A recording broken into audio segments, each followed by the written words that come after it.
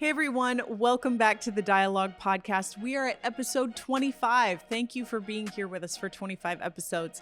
Today we are talking about tension. How do we manage the tension in our lives? There are some things that you're not having a problem to solve, you're having a tension to manage. And so how do we handle that, whether it's at home or at work? So I hope that this provides you with some tools on how to approach those situations that are personal to you in your life. Greg Ford. Shaylyn Ford, what's up? I have Welcome. to keep with tradition. Yes. It's the hard open every time. So, how you been? I'm doing good. It feels good to be back on the podcast. We were out for a week, but we're back with episode 25. We're ready to roll. Unfortunately, just some sickness ran through the Ford household that knocked everybody out of commission. It was bad. I'll spare everyone the details, but they my just eyes didn't swelled want us up. in front of a mic. I looked like I got like some infection in my eye. I felt like I looked like Mike Tyson lit me up, and like Quasimodo. I had like one eye. I was like closed, and then it's rough. And then I got like a bunch of stuff. It was like brain fog. I have to just publicly apologize because that second part, I was not responsible for the eye. Let me clarify. I didn't punch him or give him an eye infection. No, but you did give me the other whatever stuff. bug I got. But I'll say this. One of the nights I woke up in the middle of the night with chills and I was shivering, right? I'm under the blankets, whatever. That's when you know it's bad. You're under a pile of blankets and still shivering. And you went and got me a hoodie and sweatpants and wool socks so that I could get back to sleep. Listen, and that's real love right there. I can't leave you hanging like that. That wasn't even in the vows 20 years ago, and you did it anyway. I guess that's part of better or worse, true. Sickness and health, that's for true. Sure. And I know how terrible that feels because I had that, the week prior, and unfortunately you weren't around. I was out of state. It wasn't your fault. Yeah. I was out of state and sick, and there were not enough blankets, and there were no nice thick socks, so I kind of had to shiver it out. So I was like, I don't want you to have to go through that. Yeah, we had to go ahead and cancel last week. That would have been a sad episode. I don't think. I was gonna say I don't want anybody to have to work through that one. So we're gonna dive right into this one. Let's go. Because I think we'll try to make up for it. We'll make this extra good for y'all. Hopefully we can deliver. But I think this is a really great topic. This was actually something that you brought up, the idea of things that are tensions in our lives. So often I think we get hung up on solving problems. We always want everything to be solvable. Mm-hmm. And especially if it's something that's maybe causing us discomfort, it's something we don't like. But the reality is some things are not problems to be solved. They're tensions to be managed. Yes. And so, if we pull too far one direction or the other, we're actually out of balance. And so how do we sit in that tension in the middle, which is a great topic, but then it's kind of hard once it's messy, right? Once you start diving into the details. So I would just love to hear some of your thoughts on that. Yeah. And if you can also give some concrete examples of some of those kinds of things. Yeah, I think that's really good. So I think when you're first learning in life, right? You're learning the basics. I think we've talked about this before, but you're learning simple things, 2 + 2 = 4 and look both ways before you cross the street. Yeah. A lot of those basic things. And then you start to learn about the complexity of life and then you start to learn about even situations and dynamic situations that what I did right, what was right yesterday may not be right tomorrow.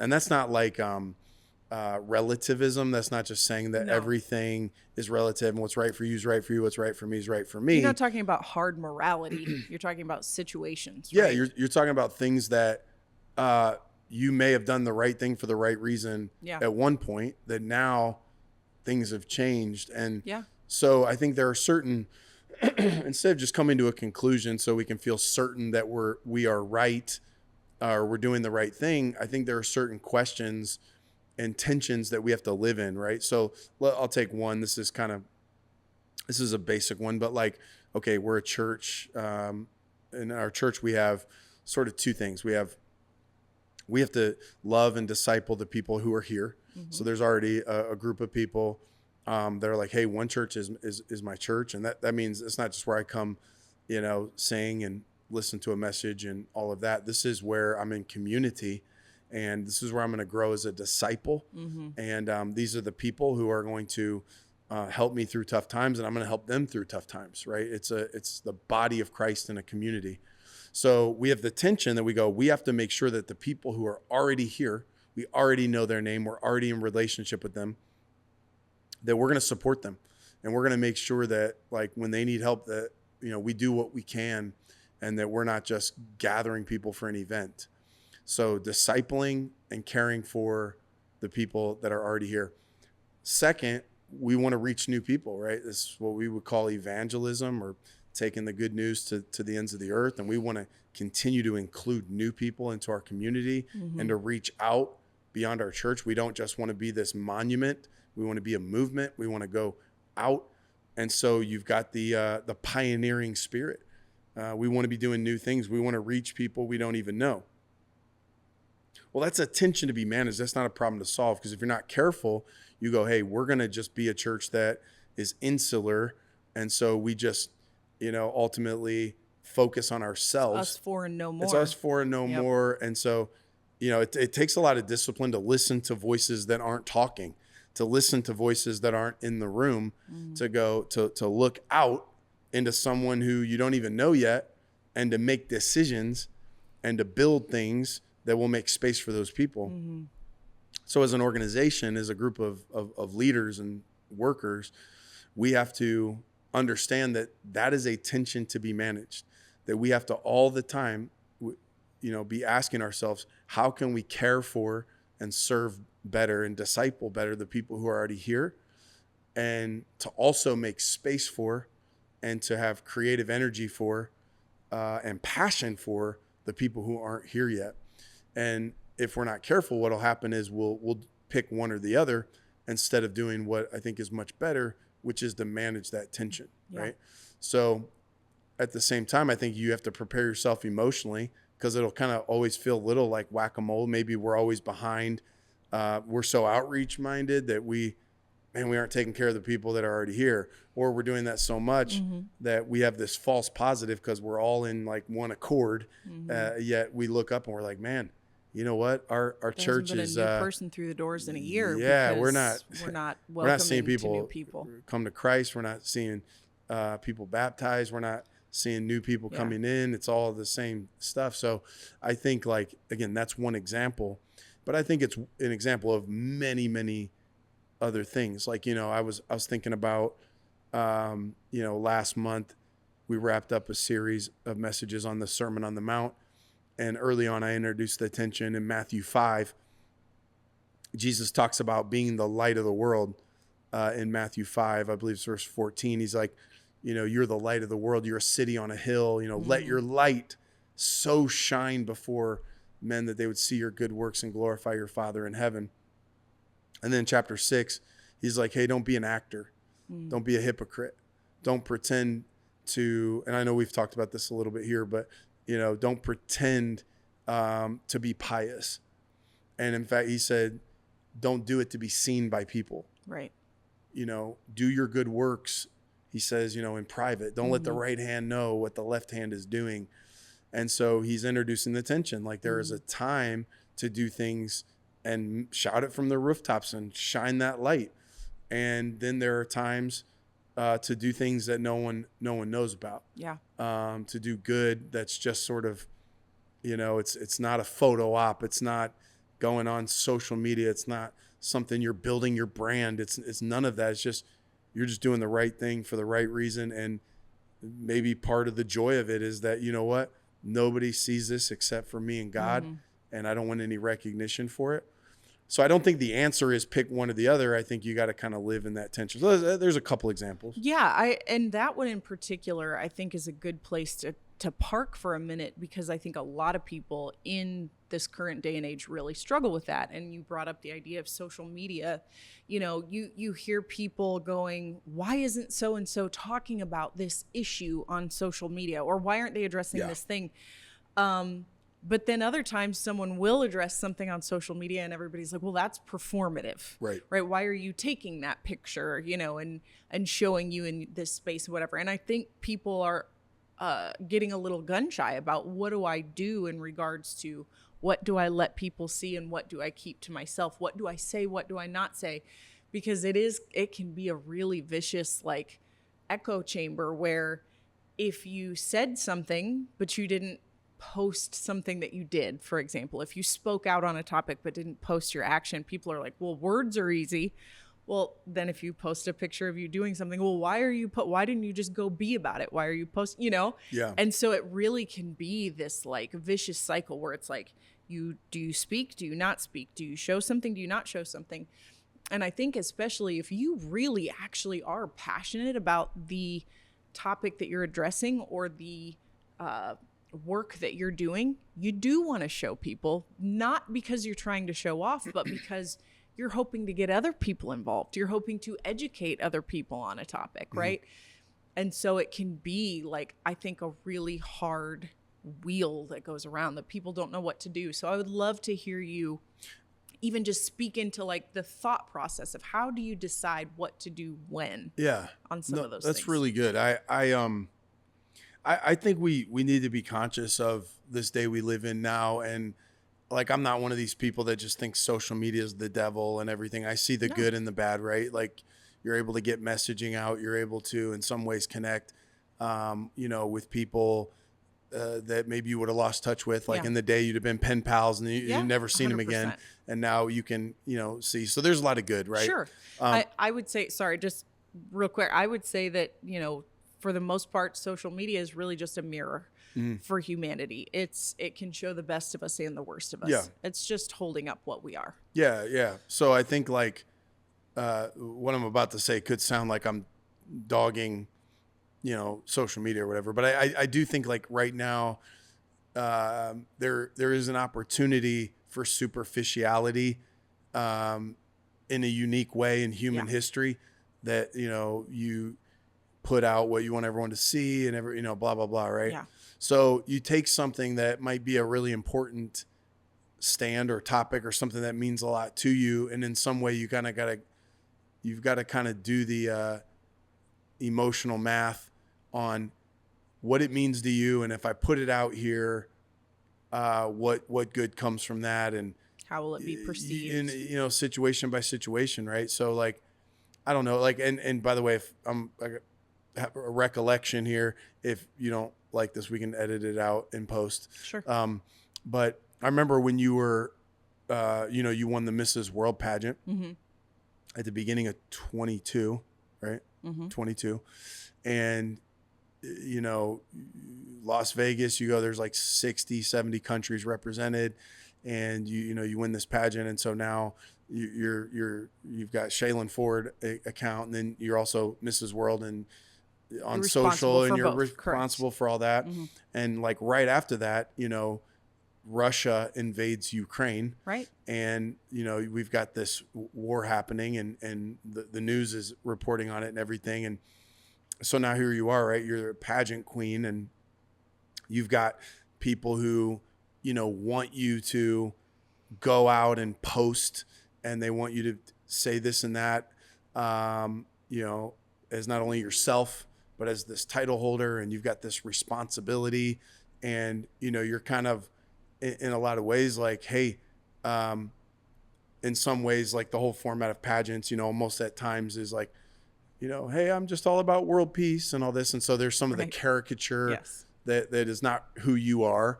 And at the same time, you're wanting, in this moment in time to support people. And yet you have people from different countries that see things different ways.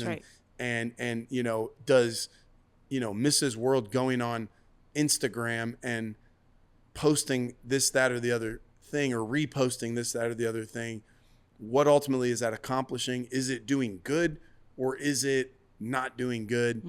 And even motive. I remember you like going like, your motive isn't because I'm trying to be the most altruistic Mrs.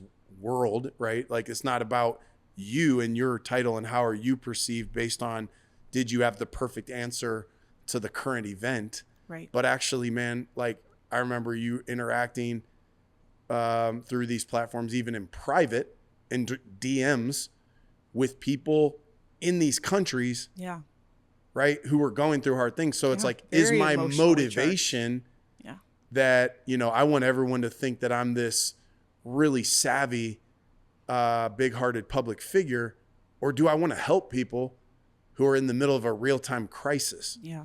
And so I remember like watching you navigate that and like going, I want to do enough publicly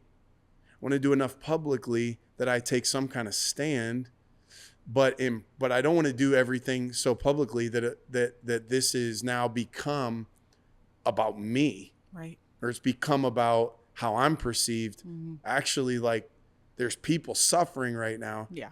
And I know I don't have some magic button I can just solve it, but how can I do some good? And some of that, like the more I do it publicly, maybe the less good I do. Right. The more I do it privately, the more I might not be able to like appease the masses. Right. You'll get angry messages from some people, but who think you didn't do enough.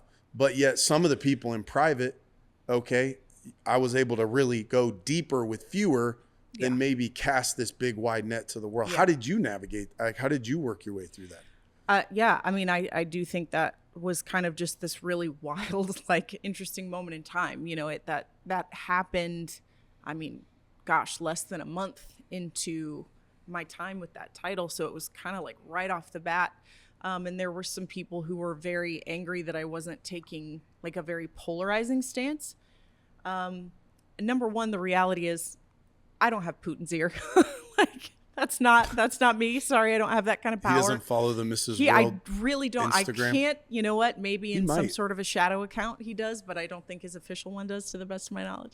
But all jokes aside, you know, there were people that I think hoped that I had more influence in a certain space than I did. And I could understand their very real pain where they were coming from. And so it's like, I can't affect whether or not this conflict is happening, but what I can do, like, I love people on both sides of this issue. You know, that was what was really hard, is it's like, in general, I think most of the Russian people are not, you know, they're sending their sons over there, their sons and daughters, they're suffering, they're losing people as well.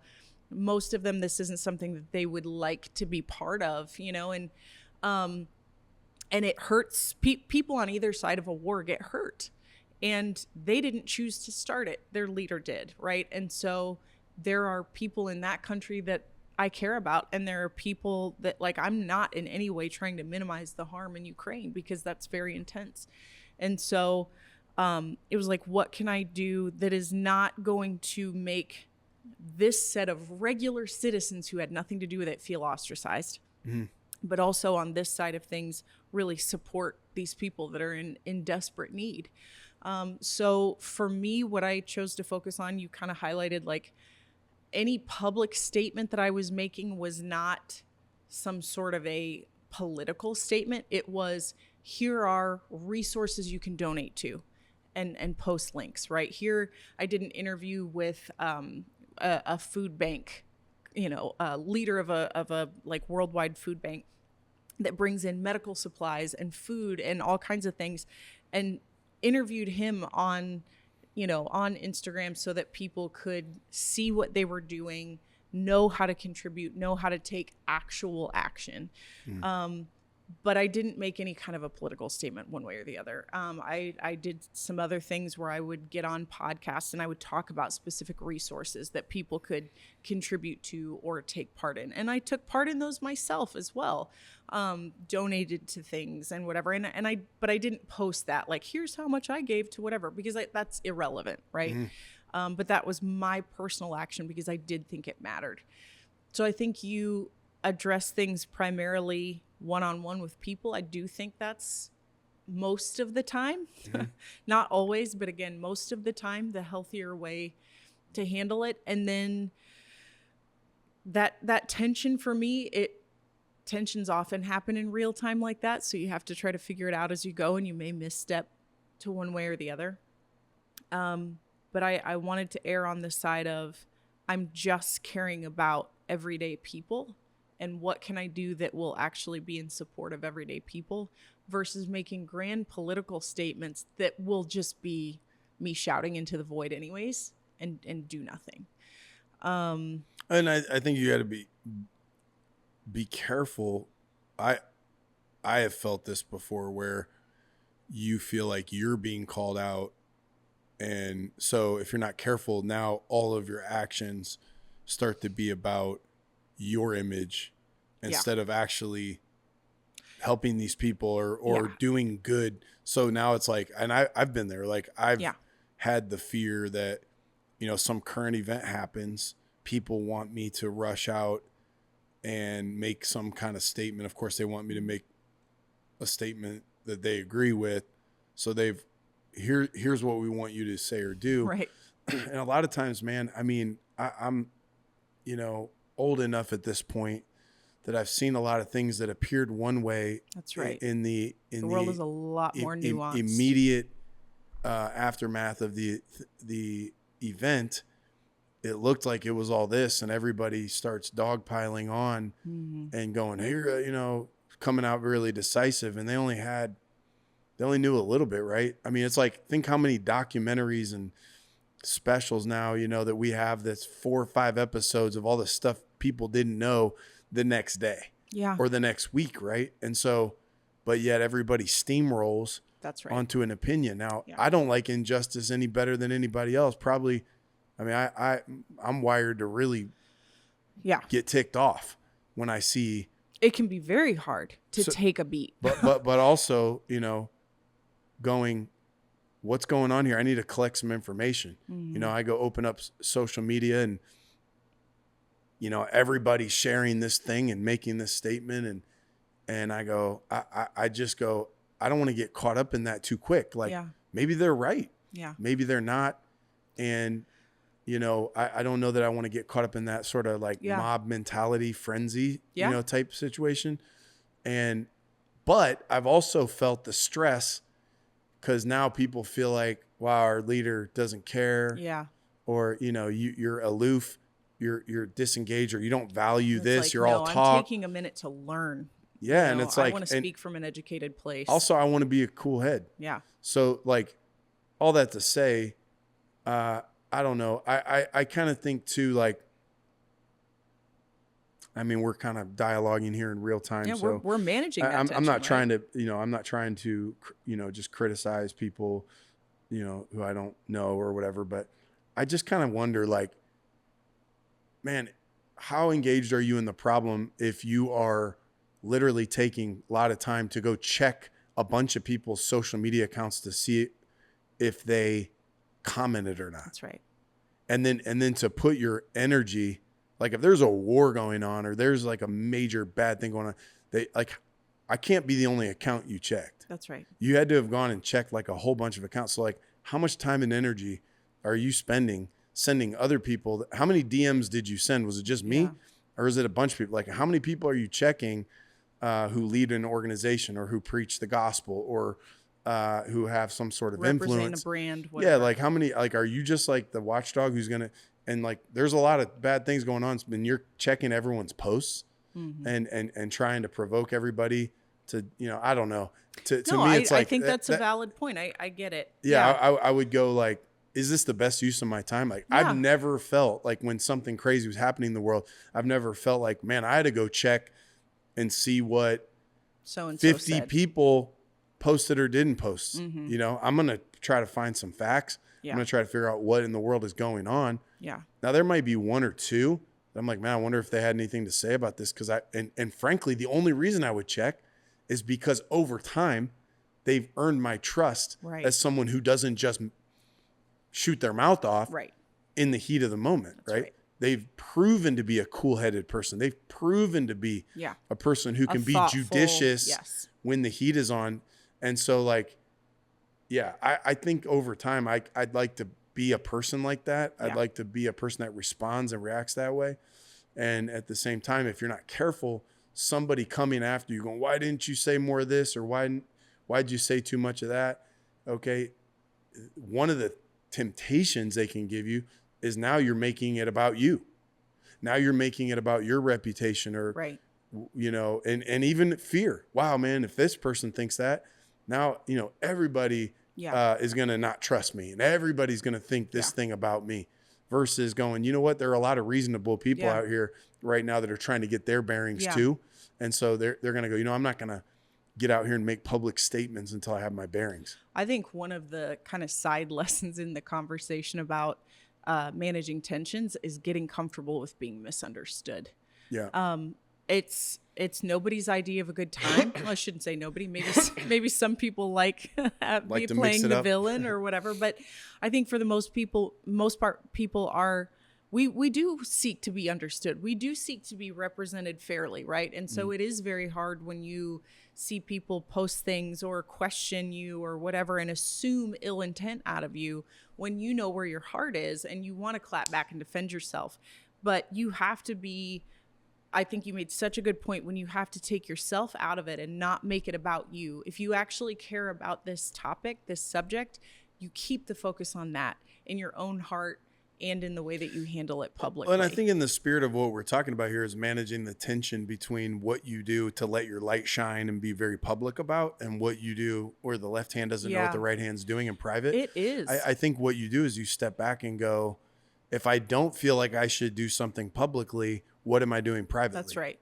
And so I think that is a big deal, because if you do nothing at all, well, then pretty clearly you don't care. Right. You know, and maybe you don't. And maybe you kind of come to peace with that and go, hey, this particular topic at this point in my life as a human being with boundaries and capacity, I can't give that, I can't pay that any mind. And that can be an intentional choice, and it might be the right choice. I don't know. But you might go, I do care, but I don't think getting in the public fray is the right move. That's right. So I'm going to do something in public, or I'm sorry, in private. I'm going to do something in private that may not, be this big public statement, but it's going to do some good. It's going to help me see better. It's going to help me do something, and it might be having a private conversation with someone, or doing something there. And I think you got to kind of answer that question for yourself. Like, if something is important and I don't feel led to do something, whether a statement or an action publicly, what am I doing privately? Yeah. And sometimes that's all the peace you need. And like you said, you come to peace with that others are going to jump to conclusions, right? They're going to not only misunderstand, but they're going to draw conclusions often based out of their own fears. Yeah. But they're going to just assume you didn't do anything. That's right. And there may be a time to defend yourself, but there may be a time to just look yourself in the mirror and come to peace with no, I know what I did. Right. You know what? I didn't come out and share the big post, or I didn't come out and make a big statement. But what I did was I had 5 private dialogues where I listened about 80% of the time. That's right. Because I wanted to learn something. I wanted to grow in my empathy. I wanted to grow in my understanding. Yeah. And I don't feel like I'm the person, or I don't feel like I have the words to add to this conversation. It just doesn't sit with me. It doesn't sit right in here, but I know what I did. Yeah. And I know that it did matter. And if you think I don't value it, that's fine. Right. But ultimately, I've got to follow my conscience. I got to walk this out. And so I think learning to kind of live in that peace. But And to be clear, I don't think either one of us is saying that we don't see value in sharing on social media or platforms like this or whatever. There absolutely is a time and a place for it. These things can be a megaphone to talk about important topics, right?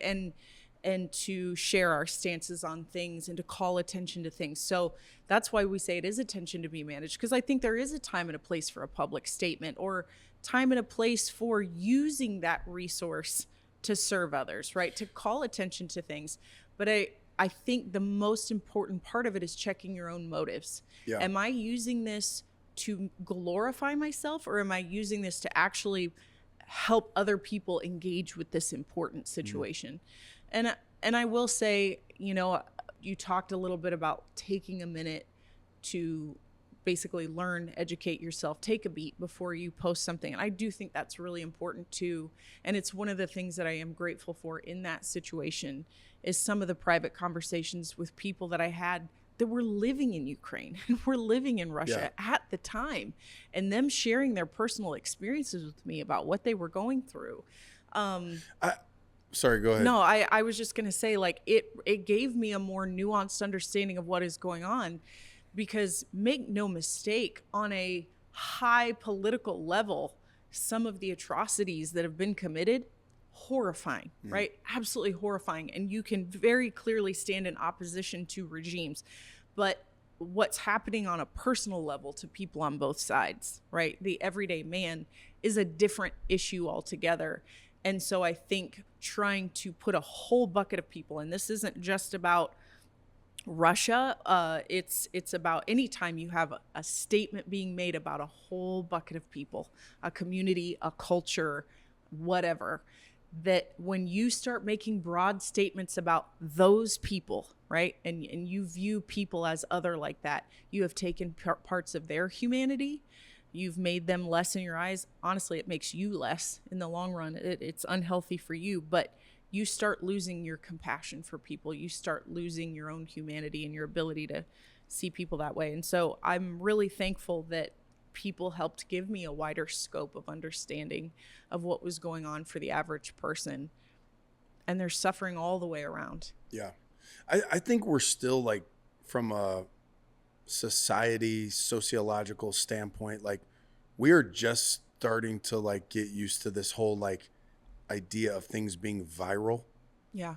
So, like, with the interwebs right now, right, and social media and everything, you now have the ability for something to go from 0 to 1 billion. Yeah. Boom, very that demure, fast, right? Very mindful, overnight. Okay. So that's a good example, right? So the idea that, like, something being able to go viral is power. Something being able to go viral. I mean, smart people are sitting around right now trying to figure out how to crack the code of viral. Yeah. How do we get something viral? Whether it's some control. What's that? It could be a means of control. Yeah. Well, I mean, companies are, well, if you just think of it as marketing, if you think of it as branding, if you think of it as getting attention, getting eyeballs so that you can sell something or whatever, right? Like, it is, it's a new playbook that's being, tinkered with and played with, right? So every sector, whether it's the religious sector, whether it's the business sector, whether it's the government political sector, everybody's trying to figure out how to how do I get my messaging in everyone's mind? Get my idea to tip, get my stuff out there, because there's power in attention. So, I mean, we have now become somewhat familiar with it, but I think this is why a lot of times, like, the things that get the most attention are provocative, and people get caught up in it, and then all of a sudden, boom, 100 million people just posted this thing and did this, right?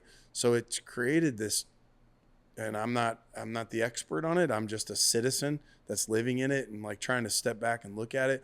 But it has definitely created an atmosphere where something as harmless as demure and mindful to something as intense as, geopolitical concepts or content or things that are happening, situations, wars, whatever. Everybody is posting, and something goes viral, and so you have a whole movement of people, in this corner, and it sways power. That's right. It causes, people to make huge geopolitical decisions. That's exactly right. And so all that to say, like, I think we're just starting to get used to that. I don't think we understand the effects of it. For sure. Even psychologically, as, like, just a human living in this world, and the pressure that you feel to be a part of the next viral thing. And of course, again, if I was,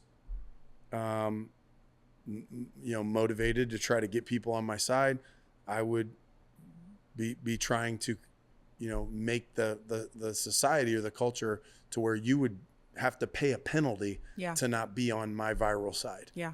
And so I think, like, okay, I get it. But I think we have to really, really be careful, step back, take a beat, and maybe take a beating at times for not just jumping into that. I'm very cautious about that. I personally, I would rather pay a price. I would rather be criticized, or maybe somebody decides they don't trust me anymore. They want to, come after me, because I'm not just jumping on all that stuff. I go, I see it. I know how you presented it. I know how it looks in that vacuum, that meme, that post, that headline. But I don't want to. I don't want to just get caught up in this day where viral equals power. Yeah. And so everybody's trying to leverage viral now, you know? And so I go from a public versus private standpoint. I don't want to live that way. I personally don't want to live that way. And that means probably there will be some viral things I should have got in. I should have got into it. And I might look back years from now and go, man, I should have spoke up earlier on that thing. But I think also there are people that kind of get caught up in those viral trends. They live in this state of, just reaction and just jumping on everything. And so I think, you do have to be mindful, right? Yeah. You got to step back and be thoughtful and live in a state of peace, right? Living in some shalom, Yeah. having some peace to go, I'm not going to operate, in that space. And when I do something publicly, I want to do the right thing for the right reason. So even if I knew the right stance, I maybe my motives aren't right just yet. I'm doing this out of fear. Or I'm doing this because I'm trying to capitalize. Important. So to step back and work through that. Yeah, I was going to say that living in that tension between action and attitude or emotion or heart stance, like making sure those things are in the right alignment before I jump too fast. I want to pivot a little bit on the tension side of things, and I think a really common one that people experience is kind of within their own life, whether it's the tension between home and work, or you see the tension between like your relationship with your spouse and your kids and how much time you're spending one place or the other. And what is some advice that you would give for people when they're talking about tension on a personal level? We've gone all the way up to, geopolitical things, come all the way down to like the nitty gritty of daily life when people are living in a state of, I constantly feel guilty that I'm not giving enough here or here, some of these things that you can't perfectly solve that, so how do you manage that tension and come to a healthy place? Because I don't know that balance is always the right word, because I think sometimes you'll spend more time with one or the other in different seasons. Yeah. But how do you come to a place where you manage the push-pull back and forth? It's a good question. I think it's a big one. Honestly, that's probably a whole episode. I mean, I think I try to have space, like, we have our Sabbath on Monday and we try to step back and look from an angle other than the here and now. So, I think we've talked about it before on this podcast about, we have our church is organized by seasons and we've organized our family by seasons. And so kind of step back and look at what's in front of you, the responsibilities that you have, and to kind of count the cost and then to make decisions together. So like, I know there are areas that I feel like I see things clearly in my life. And then there are other areas I feel a little conflicted. And that's where I'm always interested in what you're seeing and what you're feeling. So, if you're going, Greg, I think, you're not engaged enough, with our kids or our family, I feel like your time and your energy is too much devoted to all these other things. And I don't feel like we're getting what we need. I would want to know that, right? I need it. And I'm going to be all ears. Like, I'm not something I wouldn't ever get defensive. I would want to talk it out because that is more important to me than a job. It's more important to me than what everybody else thinks about me or, my paycheck. I can get a paycheck a lot of places. Like what my family is getting or not getting, that's important to me. So to kind of go, do you feel like now, like, am I giving enough? And I would want to know not only how I'm feeling, but how you're feeling, how kids are feeling. Ella's at an age now, that she and I have those types of conversations and not only talking about it like right on the nose, but perceiving what's needed on the home front. And there might be seasons where it's like, no, I think it's good. And this is going to be more about quality time than quantity time. And, so you got this sort of all these different buckets in your life, and stepping back and counting the cost, and then knowing what penalty, so to speak, that you'll pay for it. And then also, I think, again, we are dynamic beings. And so there are rewards that meant more to me in my 30s than me in my 40s. And I'm like, that was worth that effort at that time. I got a lot out of it. I enjoyed it. It was, it was rewarding. Now it's like, I don't want to do that anymore. To me, and I'll just speak personally, I am kind of a homebody, in my younger years, I was out and about all the time. I like being home. I like being with my family. I like being with you. I like being at our house, so if I'm going to go, travel and speak at something, or I'm going to go be on this board, or I'm going to go do this and that thing and take 2 or 3 days away, it better be a lot, it's taking me away from my fire pit, man. It's taking me away from my Adirondack rocker on my back porch, right? It's taking me away from a conversation I'm going to have with you, around bedtime. Like it's not, it may not be worth it like it used to be. So I think, looking and going, I think in other years I just jump on opportunities because I'm like, oh, that'd be cool. I want to go see what that's like. I want to go, I'm a different season of life now. It doesn't, I'm not as motivated. It's not as rewarding as it was at different points. And so to me, I like being with our family. I like being with you. I like being home.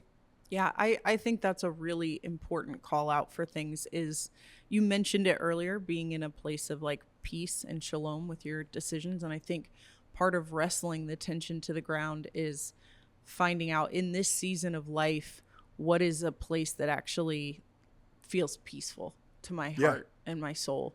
And that's very, I think, indicative, you know, of where some of your time and your energy should be spent. If you're feeling really out of whack about, where you're being pulled. And I don't mean to oversimplify, because I know sometimes it's complicated, right? It is hard, and you'll be in a season where 2 different parts of your life both need 100% of you, and you can't do 100% in both. But I think you coming to a place where you really wrestle to the ground, what is the most important to me?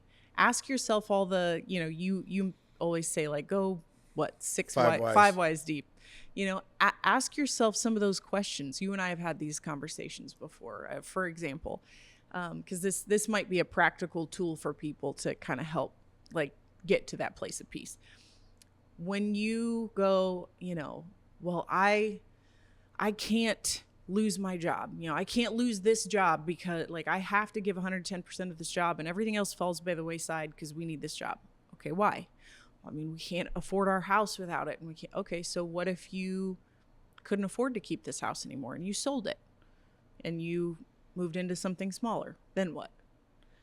Okay, well, then you see what I'm saying? You keep going down deeper and deeper and deeper until you realize even if we were living, in a cracker box or we couldn't even afford that anymore and we were, we just had my car and everything else was gone. Well, could we rebuild? We could. Would we still have each other? We would. Would we then be able to, if we sold everything else, would we still be able to take care of our basic needs like food? We would. Okay.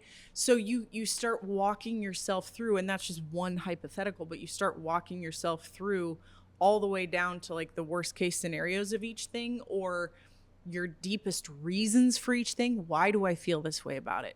And I have an answer. Well, why is that my answer? Go down deep, and you keep going deeper.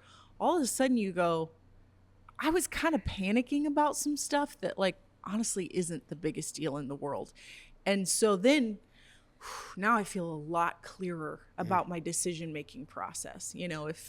If our kids don't make this sports team, then what?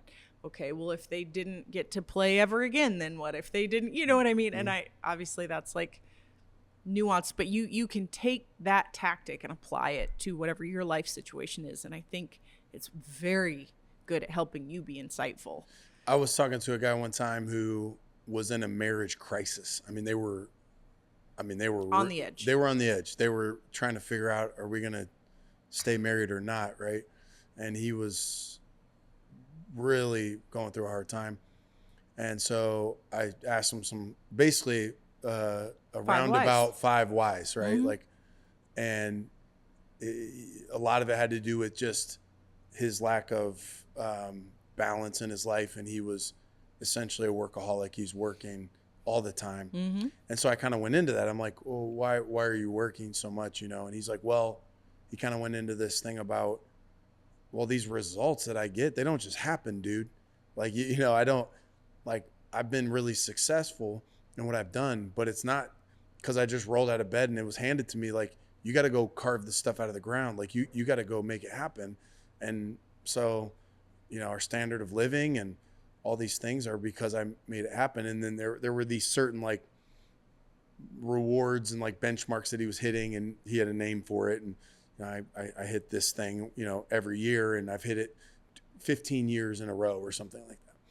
And so every time he hits these goals at his job, he gets this big bonus. They get these vacations, they get all this stuff. And of course that shows up in their standard of living.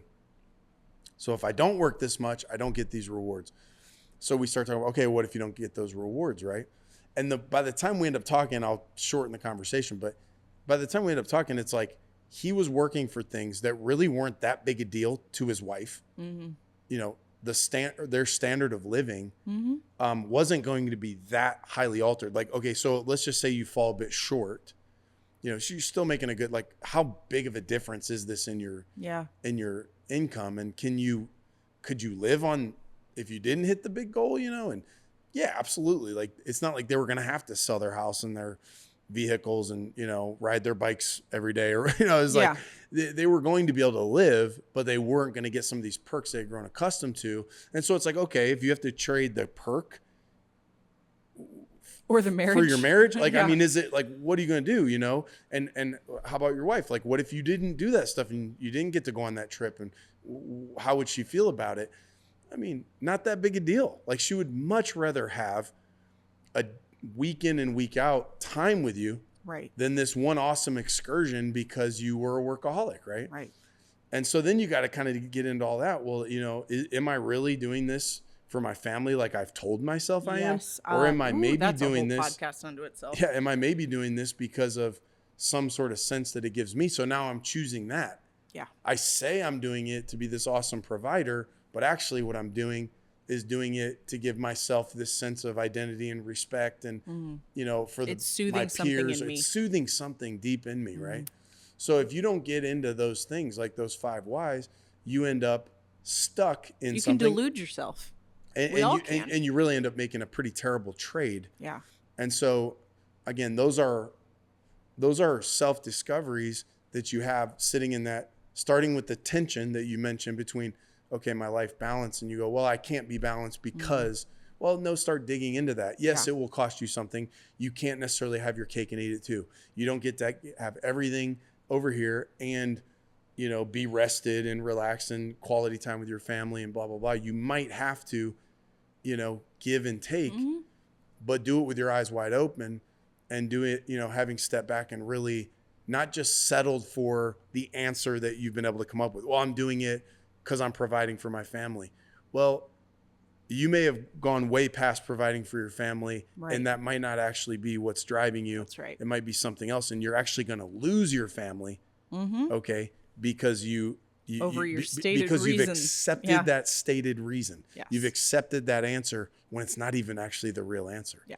So again, no one can give that to you. You got to be willing, to do that digging. And so I guess, to me, I try in our family, I know you do too, to have some discipline and some consistency around those types of conversations, so that, as we are changing or we're discovering more, we can get some more clarity and then be able to make calculated decisions, with our time and energy and what we say yes to and what we say no to, so that we're managing that tension well. I think what you said right there is really important, and I don't want that to go unnoticed, because you mentioned earlier about in seasons of life, right? There are different seasons, and things may be different within each season. So that is not a conversation you have one time where you talk about where do we find our balancing point, because it's ever changing, to be honest. As your kids grow and their needs change, for example, as a parent, what the amount of input your kids need as a newborn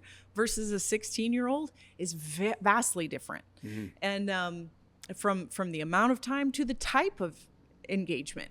And so you're going to have that conversation again.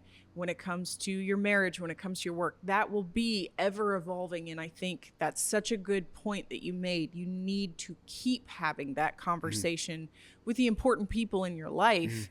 And quite frankly, even as a single person or, a student, if you're listening to this, whatever, like have that conversation within yourself. Write it out or have it with someone else that's a good consultant in your life, because I think you have to keep revisiting those things and not assume that you've come to this permanent, answer that's the perfect touch point. Because the reality is, when we talk about tension, if you envision it like a game of tug of war, what happens? You've got the tie in the center of the rope, right? That marks the center point.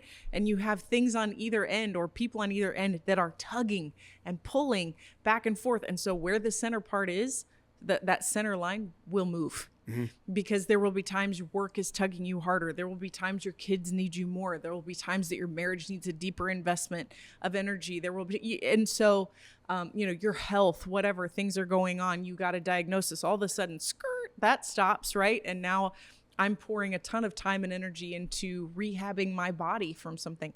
So all that to say, being mindful that the center point of what is a healthy balance on the tension will continually change. I got one more thought and then I have to use the bathroom. So we I do too. That's fair. We've had a lot of water. Okay. So I think one of the things I think has become clear to me in the last couple years or whatever is we have our values. So these are these like core values, right? Like things that are never going to change. And then you have things you value. Yes. Which are not quite your values, right? That's so your values is they're important to you. Yeah, like integrity. But they're not immovable. You've got these things, but then you got these other things that in some seasons you value more than in other seasons, right? One season you might go, hey, new experiences or climbing to the next level or whatever, right? These, a certain type of growth. That's right. Okay, might be a huge value. It's at the forefront. Man, I want to expand my worldview. Man, I want to see. I want to travel. I want to succeed. I want to win. I want to blah blah blah blah. And so those are things you value. Now that might not show up as like your core value. Correct. But you value it in different seasons of time. Maybe later in life. Yeah. You go, I might value peace, more than I do conquering. Okay. So again, this is why you tend to see as people get older and more mature, they're way more careful about picking their battles.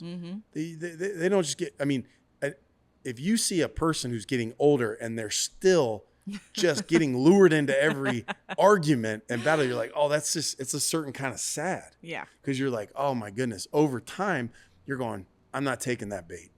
No, I'm not going there. You start to value your peace. You start to value like, for what? Why am I going to do that? Right. So I think give yourself permission over time, not that you're throwing your values out, but to evaluate the things that you value outside of your core values, because you might not value the thing the same way. That's right. And it's okay for that to change. And if you're not careful, you'll keep operating on things that you used to value because you keep doing what you kept doing. Yeah. Instead of going, no, actually, you know what? That doesn't matter to me anymore. And now you can kind of reorient. Yes. And I think there's a lot of wisdom in that. And I think sometimes people are hesitant to do that because I think maybe I'm being wishy-washy or, I'm kind of not sticking to my values. No, we're not saying become a person that lacks integrity or courage or whatever it might be. It's really, I think, having the presence of mind to go, what's shifted and changed in me that I used to be willing to pay a steep price for. Now it doesn't hold that same value, No, that's so good. And I think that's a great place to end this conversation. Hopefully we armed people with some tools today to help get those values and things they value in alignment in a way that serves them in their lives. Well, if we did, let us know. Like, I don't know, wherever you're watching this, YouTube, whatever, go make a comment. If, because we don't know what you're thinking. We don't know what is striking you and what isn't. So if you have subject ideas, topic ideas that are relevant, interesting to you, we're open to suggestions. And then it is always very helpful to find out what things that we talk about, you're like, wow, that really, be specific. Like, don't just give us a thumbs up, like be specific about what was helpful. Yeah. It's kind of tough. Sometimes we want to give listeners helpful stuff, but we can't read your mind. Yeah. So any of that, even just simple feedback, will help us to get better at what we're doing here. That really is our heart to do that. Yeah, I wholeheartedly agree. We're not doing this because we're bored. We have plenty of other things to do, but we want to do this because we want it to serve you. So let us know what serves you, and we'll address that. All right. Thank you, dear. Thanks for talking. Bye.